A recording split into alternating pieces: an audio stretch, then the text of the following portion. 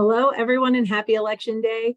I'm Lauren Christella, the interim president and COO of the Committee of 70. And I'm thrilled to be joined by Meg Pierce, executive director of the League of Women Voters of Pennsylvania. Full disclosure, until very recently, I was the president of the Philly League of Women Voters and greatly enjoyed working with Meg in her role, leading the effort at the state level and coordinating all of these wild local leagues to step in unison in service of democracy. Meg and I work closely on a poll worker initiative that has now expanded across Pennsylvania.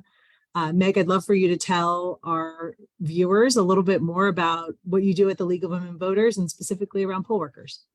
Sure. Well, thanks for having me, Lauren. The League really values our partnership with the Committee of 70. And I love that we get to not only partner together to protect elections and provide voters with nonpartisan election information year round, but we also get to work together on this really special initiative. So poll workers are democracy's essential workers. I know you personally, Lauren, have served as a poll worker before, so you know that they really help the election experience run smoothly for voters. And they're critical to ensuring that our elections are safe, secure, and convenient. So the reason that we started the Poll Worker Project along with Committee of 70, because we just recognized that there was a very real need for poll workers in Pennsylvania twice a year, every year. And especially coming out of the COVID-19 pandemic, we saw a lot of folks being unwilling to return to their usual poll worker service. So together, we're helping to fill poll worker vacancies across the Commonwealth. And specifically, the Commonwealth needs over 40,000 people every year to work the polls, 8,500 in Philadelphia. So we've got our work cut out for us, but we're happy to be able to assist counties in recruiting the poll workers they need. And what are some of the ways where you're doing that recruitment? So does that go through the local leagues? Can you expand on that? Sure. So, we know that county election officials' offices are filled with hardworking people who sometimes just need a little support in filling all the poll worker positions that are vacant annually, twice a year. So our poll worker project recruits as well as provides supplemental trainings to folks who want to serve as poll workers. So the recruitment is a big expansive effort. We certainly rely on our local league infrastructure to help us fill poll worker vacancies across the Commonwealth. The league has 31 local leagues throughout PA. And of course, we also rely on 70's great network in Philadelphia and beyond, just to get the word out about this opportunity. So that looks like, Facebook posts, social media outreach, some media ads. And then once we get the folks, the names of folks who are interested in serving as poll workers, we partner with our counties to send those offices in counties where there are vacancies, the names and contact informations of people that we know who are interested. So it's that extra touch point to help people that are interested get connected with their counties. And then that supplemental training that we offer, we feel is really helpful to help poll workers understand, all the nuances of serving in these important positions. So it's a resource so that poll workers can be extra prepared for Election Day. Right, and the place to start, right? The first session is, so you want to be a poll worker and just basically lay of the land. Can you tell us a little bit about what else is covered in those trainings? Absolutely. So it's so you want to be a poll worker, those really basic, one-on-one questions. And then it also gets more into the weeds. So how the machines work. Previously this project had been really Philadelphia centric, but we've extended it to be statewide. So I keep telling people that are interested, whether it's your first time serving as a poll worker or you've done it a lot, maybe for several years, we think these trainings will help teach you something new. Yeah, and they're all live and they're all interactive. So anyone can ask a question, can go back through slides. All the materials are posted on the League's website, as well as the Committee of 70's. If you go to the poll worker section of both of those websites, you'll find all the copies of the trainings, the resources we've honed since 2020, year over year. Yeah. really But expansive resources. I'm really proud that every year we're able to kind of add to that library of knowledge for people to reference whenever they want. so what barriers are there to becoming a poll worker? I think something, I guess I'll tee it off a little bit, but some of the uh, attacks or the feeling of being unsafe working the polls has been something that's been recently cited. Can you speak to that and some of the other barriers that poll workers might face? Definitely. So I think, unfortunately, since 2020, we've seen a lot of misinformation, and bad information around elections in general.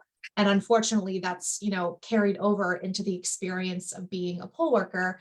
And sometimes we've heard reports of folks feeling unsafe or feeling like they could be threatened in the position, or feeling like, that somehow poll workers don't contribute in meaningful ways to the experience of an election. And none of that could be far from the truth. In fact, poll workers actually help the experience, help the day run really smoothly.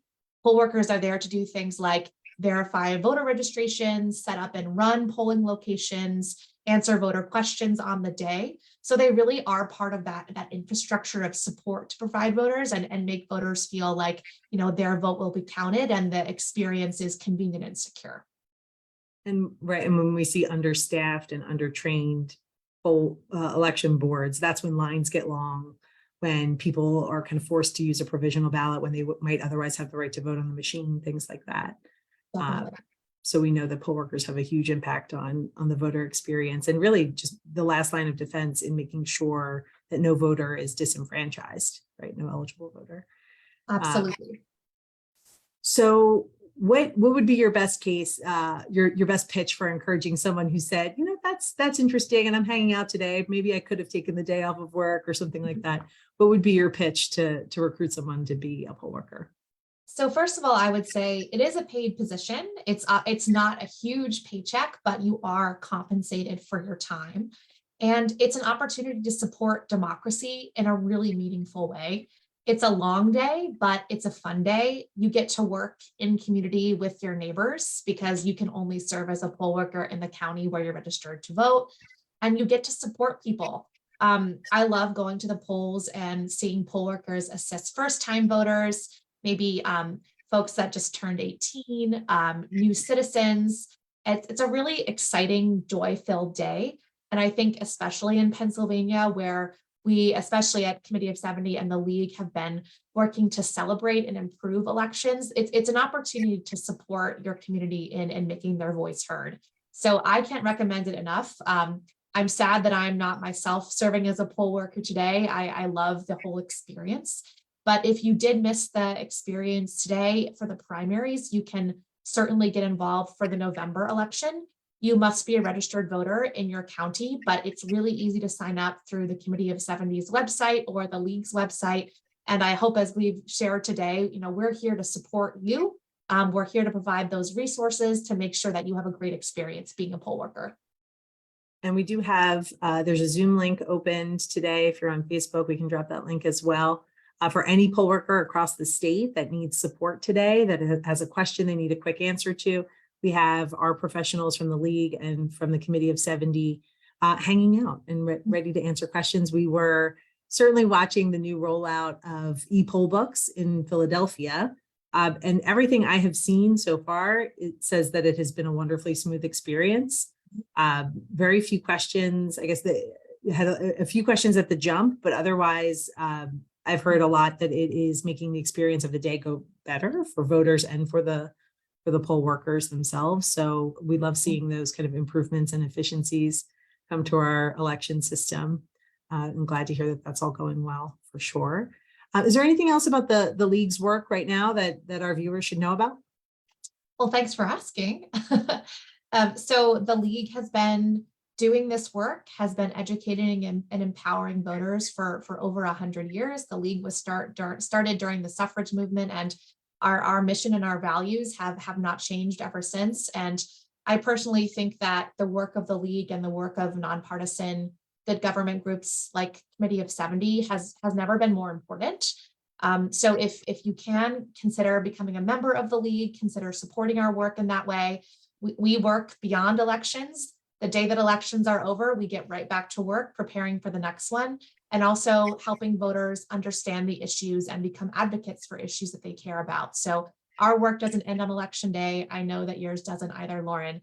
But so we'll be here year round. And if you miss the opportunity again to be a poll worker or even to vote today, know that November is right around the corner and you have plenty of time to get prepared.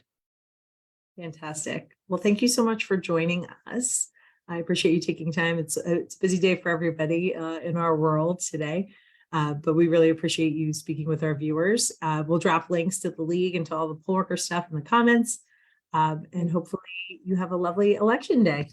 Thanks, Lauren. One other thing that I'll plug, if you haven't voted yet and you're looking to better understand your candidates, what's on your ballot, Committee of 70 has a great voter guide, as does the league, vote411.org.